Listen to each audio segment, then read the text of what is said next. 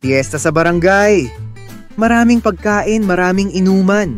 Pero ang pinakaabangang putahe, ang sikat na kaldereta ni Mang Cardo. Naku, ibang level na naman to! Sabi ni Aling Rosa habang sumasandok ng kaldereta.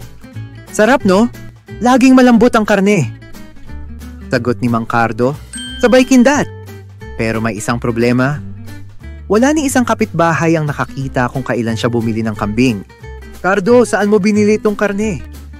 Tanong ni Mang Berto. May nagbigay lang. Sagot ni Mang Cardo, pilit na nangumiti. Nagsimula ng magduda ang mga tao. Teka, kahapon, may nakikita pa akong gumagalang kambing sa may kanto. Bulong ni Aling Nena. Oo nga, yung alaga ni Kap nasaan na? Dagdag ni Mang Isko. Napansin nilang pinagpapawisan na si Mang Cardo.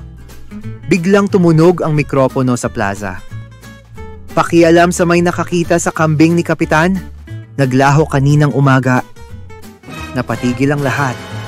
Lumingon sila kay Mang Cardo. Ngumiti siya, pero nanginginig ang tinidor sa kamay niya. At sa isang iglap, sabay-sabay nilang tinulak palayo ang plato ng kaldereta. Simula noon, wala nang tumikim ng luto ni Mang Cardo. Nasarapan ka ba sa kaldereta ni Mang Cardo? Comment yes kung oo.